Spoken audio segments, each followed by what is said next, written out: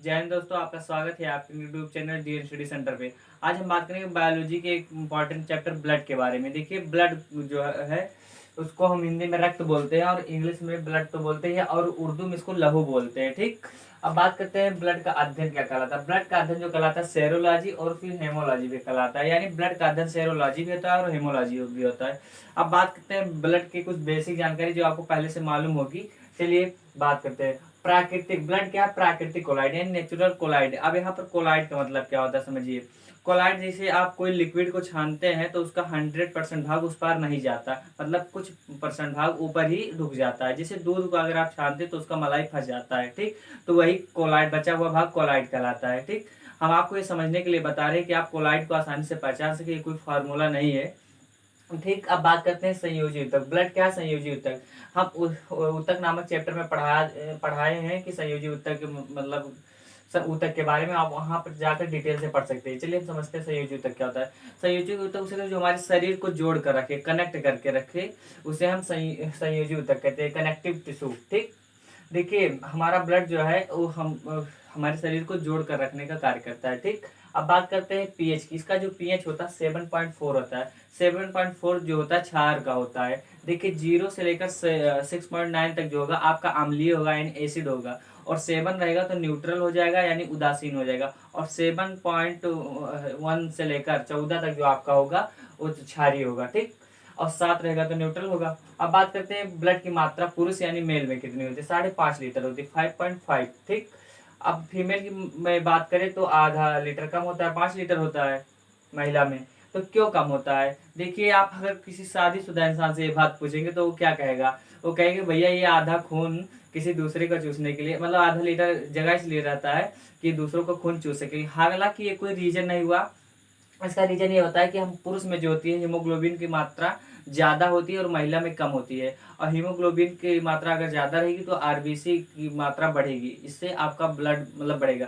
तो आरबीसी जो होता है ब्लड का बहुत बड़ा भाग होता है, जो कि हम लोगों में ज्यादा होते हैं, महिलाओं में कम होता है। इसी वजह से इनमें आधा लीटर ब्लड कम होता है। ठीक। अब बात करते हैं इसका निर्माण कैसा होता है। देखिए, ब्लड का जहाँ निर्माण होता है हड्डियों के बोन मेरो में होती है। हड्डियों का जो जोड़ होता है उनमें बोन मेरो में होता है, अस्थि मज्जा जिसको हिंदी में बोलते हैं। एडल्ट लोगों में, हम लोगों में बात करते हैं, ब्लड का निर्माण कहाँ होता है? बोन मेरो में होता है। देखिए, और अगर हम बच्चे की बात, जो बच्चा पेट में है, मतलब उसको बच्चा नहीं बोलेंगे, जो पेट में उसको हम भ्रूण बोलते हैं, चाहे वो 3 महीने का हो चाहे 9 महीने का, जब तक वो जन्म नहीं लेता तब तक वो भ्रूण ही कहलाएगा। तो भ्रूण में जो निर्माण होता है ब्लड का वो लीवर में होता है। लीवर के एक भाग होता है मेसोडर्म, लीवर के मेसोडर्म में उसका होता है। लेकिन हालांकि आप याद रखिए लीवर ही।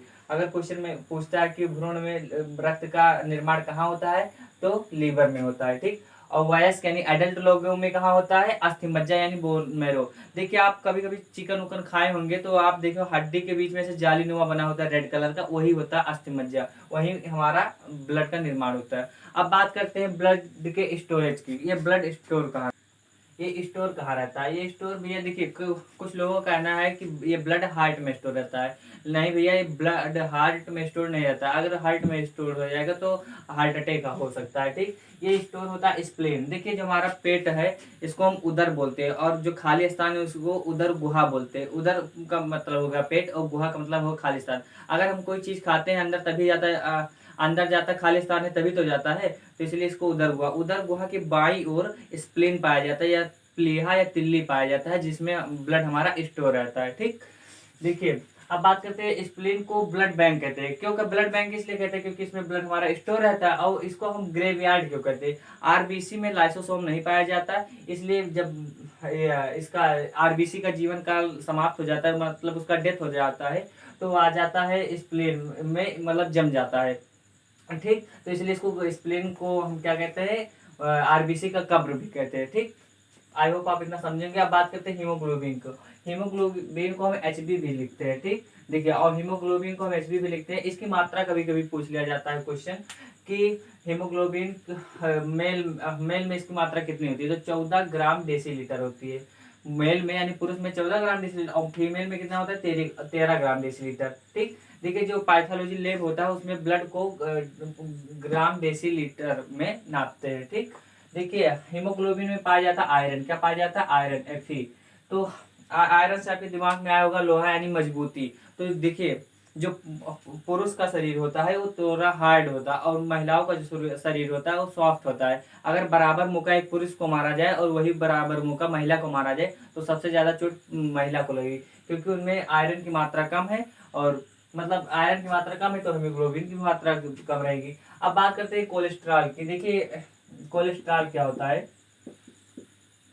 कोलेस्ट्रॉल जो होता है जिसे हम खाते तला भुना चीज जो खाता है, वसा युक्त भोजन जो खाते फैट वाले भोजन, ठीक, तो उसमें पाया जाता है। चिपचिपा पदार्थ होता है जो कि हमारे ब्लड में रहता है और ये जाकर धीरे धीरे हार्ट में जमने लगता है। अगर फिर ये जमने लगता है तो इसी वजह से हमारा हार्ट सही से पंप नहीं कर पाता और हार्ट अटैक आ जाता है। तो कोलेस्ट्रॉल मतलब काजू बादाम किशमिश तला भुना चीज खाने से होता है। इसका मात्रा जो लेवल होता है 200 ग्राम होना चाहिए, 200 ग्राम पर डेसीलीटर होना चाहिए, ठीक।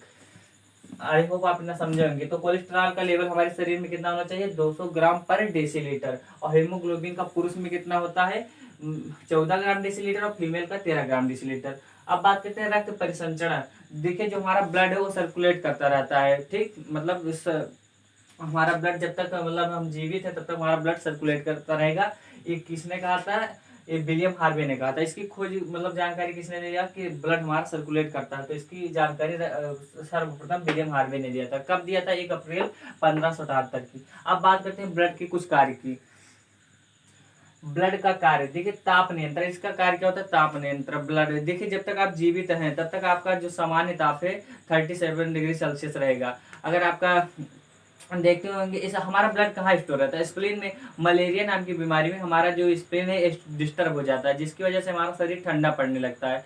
आप कभी कभी देखे होंगे अगर कोई किसी इंसान का डेथ हो गया होगा, उसका शरीर को आप जब छुएंगे तो उसका वो ठंडा पड़ जाता है। क्यों पड़ जाता है, क्योंकि हमारा ब्लड मतलब जो सर्कुलेट नहीं करता, करना बंद कर देता है। देखिए जब आप अपने हथेली को रगड़िए तो जब तक आप रगड़ेंगे तो ये गर्म रहता है, लेकिन जैसे आप छोड़ देते हैं रगड़ना तो ये धीरे धीरे ठंडा पड़ने लगता है। तो उसी प्रकार हमारा ब्लड है जब तक चलेगा तब तक हमारे जब तक सर्कुलेट करेगा तब तक हमारे शरीर का ताप जो रहेगा 37 डिग्री सेल्सियस रहेगा। अब बात करते हैं पोषक पदार्थों का परिवहन। देखिए जब हम कोई चीज खाते हैं मतलब भोजन वगैरह करते हैं तो इसका डाइजेस्ट हो जाने के बाद एब्जॉर्प्शन कर दिया जाता है। उसके बाद पोषक पदार्थों को ब्लड के द्वारा पूरे शरीर में फैला दिया जाता है। हम कोई टेबलेट लेते हैं तो फिर उसका भी न्यूट्रिशन जो होता है हमारे शरीर में फैला दिया जाता है। इंजेक्शन लेने पर भी ब्लड के द्वारा पूरे शरीर में फैला दिया जाता है, ठीक, जो कि हमारे शरीर के लिए आवश्यक होते हैं। अब बात करते हैं उत्सर्जी पदार्थों के परिवहन। जैसे जो हमारे शरीर में बेस्ट मटेरियल है, जैसे अमोनिया हो गया, यूरिया हो गया, ठीक, उसका परिवहन ये करता है। जैसे ये लेकर साथ में घूमता रहता है और फिर जब किडनी के पास जाता है तो किडनी कहता है अरे इधर इधर इधर इधर, इसको पकड़, मतलब जो उत्सर्जित बेस्ट मटेरियल जैसे यूरिया हो गया, अमोनिया आदि चीज होगी, तो इसको किडनी डायलिसिस विधि द्वारा इसका मतलब निक्षेपण करा देता है, निकाल देता है बाहर। ये देखिए ब्लड केवल लाने ले जाने का कार्य करता है, इसको निष्कासित नहीं करता। निष्कासित कौन करता है, डायलिसिस विधि द्वारा किडनी करता है, ठीक। आई होप आप इतना समझेंगे। अब बात करते हैं गैसों को परिवहन। जैसे कार्बन डाइऑक्साइड, ऑक्सीजन का परिवहन। जैसे हम सांस लेते हैं तो ये जो हमारा फेफड़ा है ये एक टंकी का काम करता है, यहाँ तक सांस जाता है, फिर उसके बाद में लाने ले जाने का इसका कार्य ब्लड का हीमोग्लोबिन करता है। मतलब गैस को लाने ले जाने का कार्य कौन करता है, ब्लड का हीमोग्लोबिन। आई होप आप इतना समझेंगे। अब आगे बात करते हैं ब्लड के कुछ कंपोजिशन के बारे में।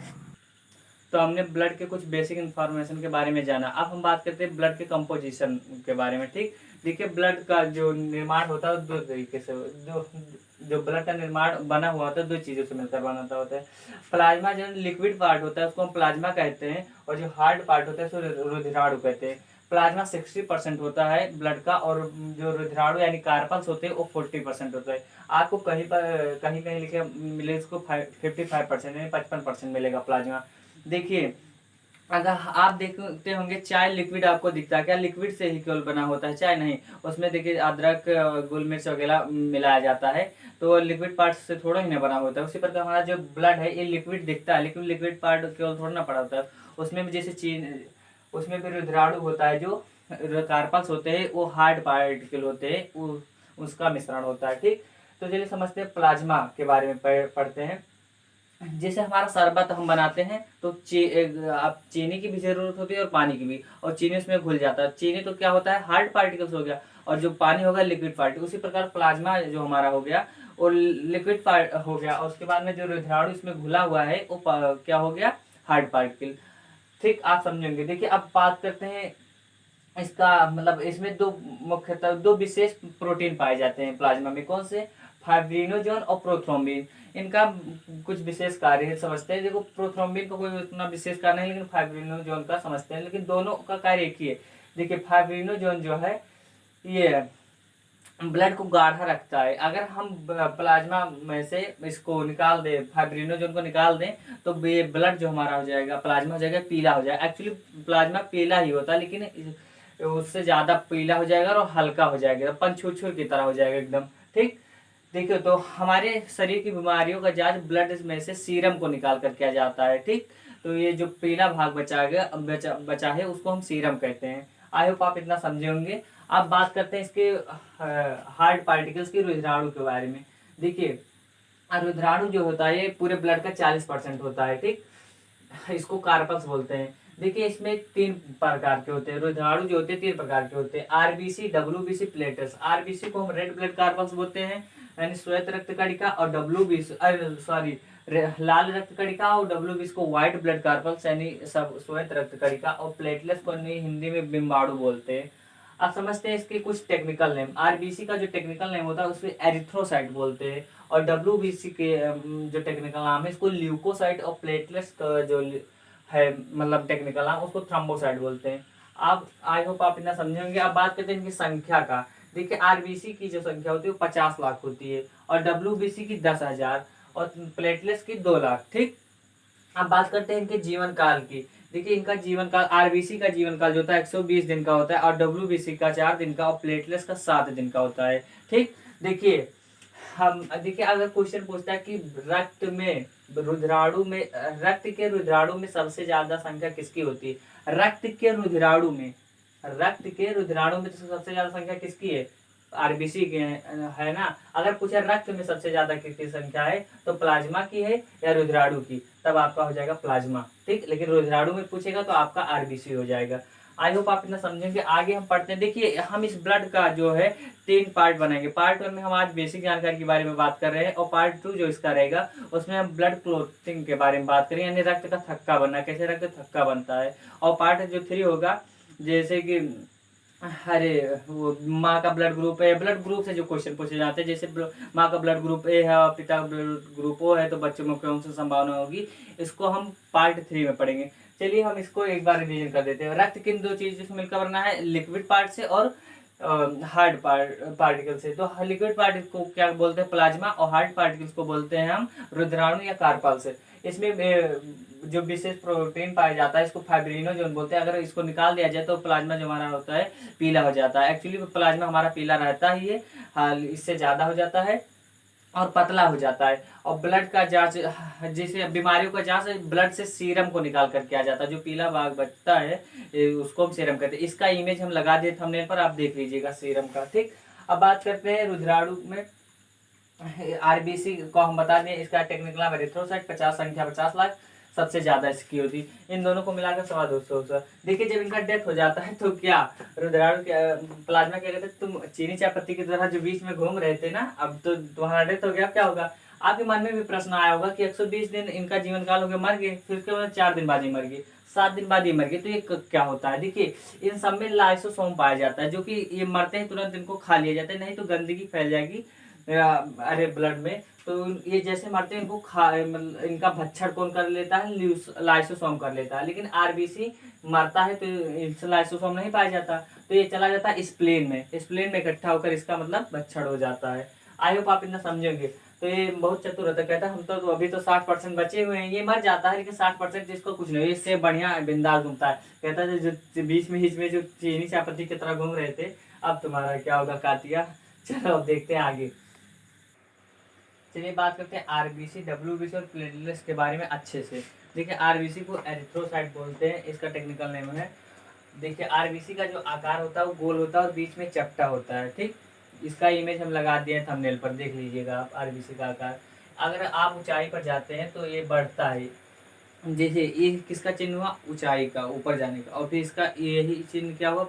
बढ़ने का। तो इससे आप याद रखिए, कभी कभी क्वेश्चन पूछता है कि ऊंचाई पर जाने पर आरबीसी का आकार कैसा होता है, तो बढ़ता है। ठीक, अब याद कर बात करते हैं केंद्रक। देखिए इसमें केंद्रक नहीं पाया जाता, यानी न्यूक्लियस नहीं पाया जाता। देखिए जिसमें केंद्रक पाया जाएगा उस केंद्रक में ही डीएनए और आरएनए रहते हैं। अगर हम अपने ब्लड से आरबीसी निकाल कर दें किसी को और उससे कहें कि भैया हमारा डीएनए बता दो, तो क्या बता पाएगा? नहीं, क्योंकि न्यूक्लियस इसमें पाया ही नहीं जाता, तो कहाँ से बता पाएगा वो।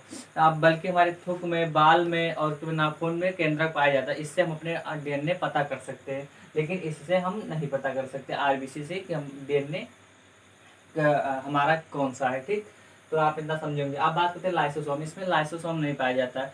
इस मतलब जो इसका जीवन काल खत्म हो जाता है 120 दिन का, तो फिर इसका डेथ हो जाता है, तो फिर इसके बाद में ये स्प्लीन में चला जाता है, जिसको हम ग्रेवयार्ड बोलते हैं। ठीक, आरबीसी का कब्र किसको बोलते हैं? स्प्लीन, प्लीहा या तिल्ली को बोलते हैं। तो इसमें लाइसोसोम नहीं पाया जाता, इसलिए खुद नहीं मरता है, इसको चला जाना पड़ता है स्प्लीन में। अब बात करते हैं रुधिराणु की। इसमें देखिए ये रुधिराणु का जो कार्पस का 95% यही है, केवल 5% में डब्ल्यूबीसी और प्लेटलेट्स है। ठीक, 95% क्या है? रुधिराणु है। अब बात करते हैं, देखिए पूछता है कहीं के क्वेश्चन में कि ब्लड की कमी से कौन सा रोग होता है, तो एनीमिया रोग होता है। देखिए अगर वहां पर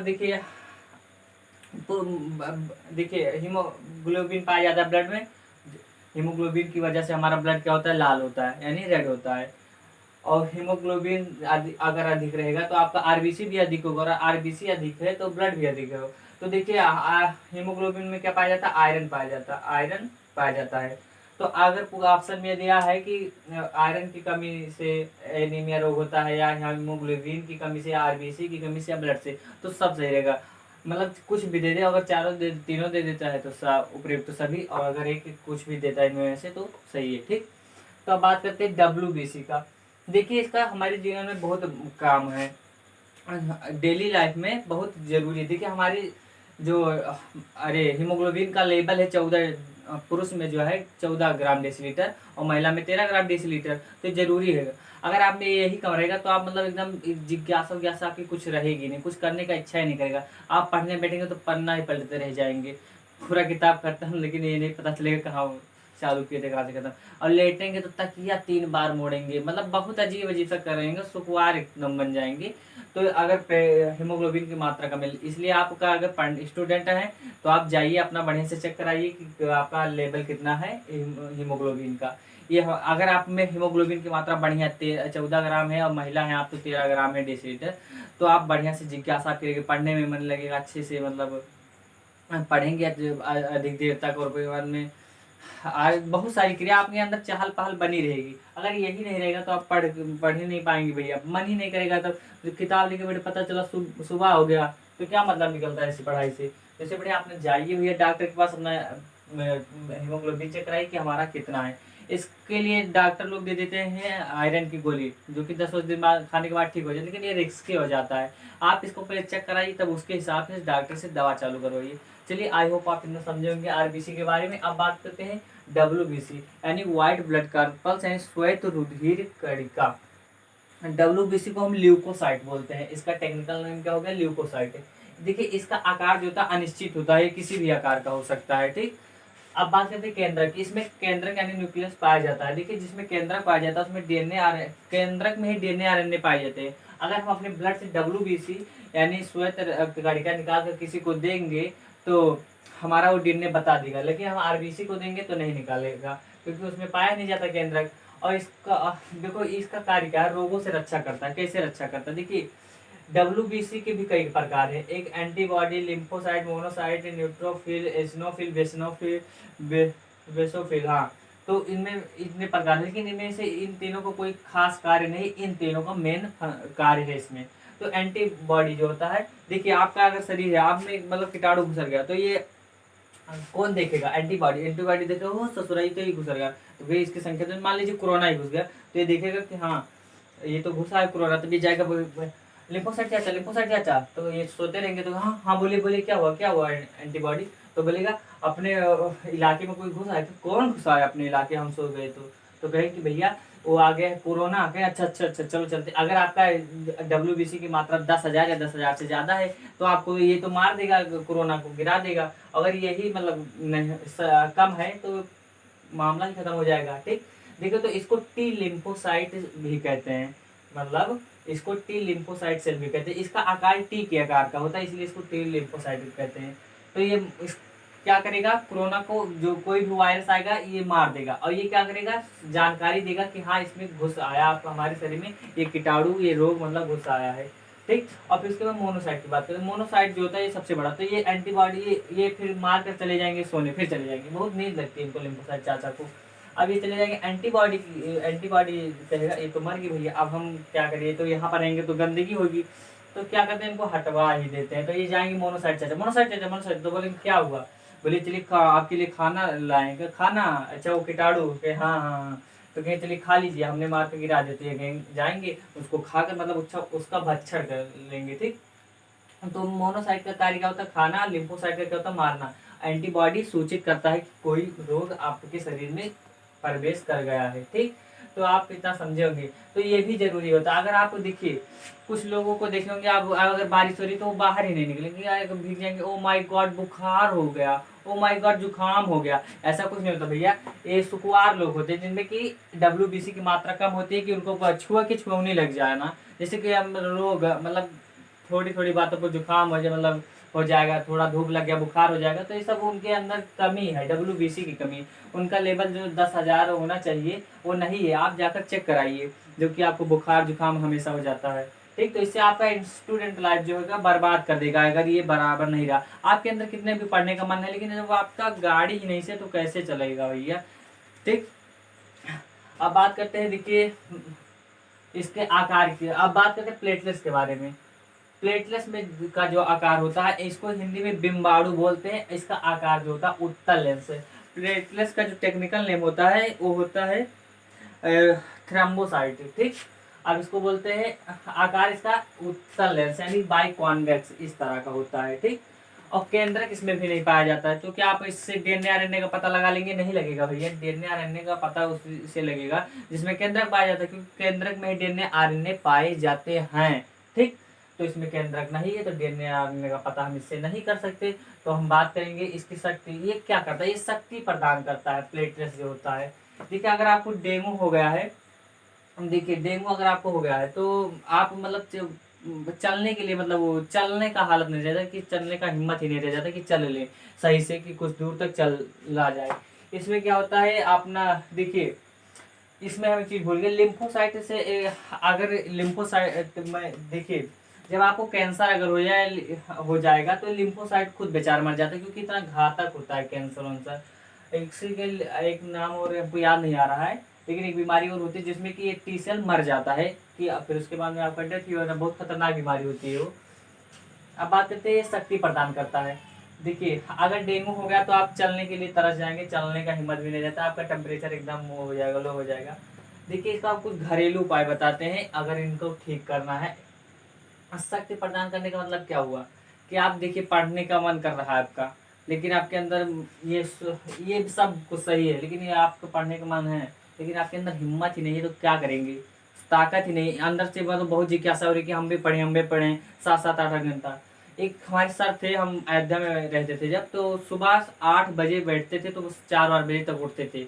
अब बताइए उनके अंदर के मतलब स्टेमिना थी उतना बैठने की, तो हम सोचते थे कि इतना देर पढ़ते कैसे हैं। उनका नाम था संजय सर। ठीक, देखिए प्लेटलेट्स में तो जिसका बढ़िया रहेगा ये, तो उनके अंदर क्षमता होगी, हिम्मत होगी, शक्ति रहेगी, तभी तो आप भैया कोई चीज़ कर पाएंगे, बैठकर पढ़ लिख सकते हैं, कोई भी कार्य होगा। आपके अंदर जब क्षमता ही नहीं रहेगी तब कर कहाँ से पाएंगे। तो जिसके अंदर प्लेटलेट्स की मात्रा जो 2 लाख है, तो वो बढ़िया से बढ़िया अपन अच्छे से मतलब 2-4 घंटा अपना पढ़ सकता है बैठकर। अगर इसके अंदर रोग छुआ की छुअनी ना लगा, जुकाम बुखार आपको होगा नहीं, तो आप तो इसकी मात्रा भी सही रहेगी, तब भी आप पढ़ेंगे लिखेंगे बढ़िया से। और इसमें अगर आपके अंदर आयरन मतलब हीमोग्लोबिन की अगर मात्रा कम रहेगी, तब तो मान लीजिए जिज्ञासा कर ही रहा है अब पढ़ने का, मतलब ये सब जरूरी है आपके लिए, आपके स्टूडेंट लाइफ में इस चैप्टर का बहुत महत्व है, जान लीजिए। अगर आप अपने शरीर को मेंटेन नहीं रख पाएंगे, अगर कोई बच्चा कहता है कि हम पढ़ नहीं पाते सर, हमारा पढ़ने में मन नहीं लगता, ये तो उनको भैया पढ़ने में मन नहीं लगता, ये गलत बात है। आपका शरीर ही जब नहीं सही रहेगा तो पढ़ेंगे कैसे? इसलिए अपने शरीर की पहले जाँच करिए, अपना पहले शरीर सही कर लीजिए, फिर उसके बाद पढ़ाई करिए, ठीक? अब बात करते हैं ये इसका घरेलू उपाय के बारे में कि आप प्लेटलेट्स को कैसे मतलब बराबर कर सकते हैं, बढ़िया से अपना उसका लेवल कर सकते हैं।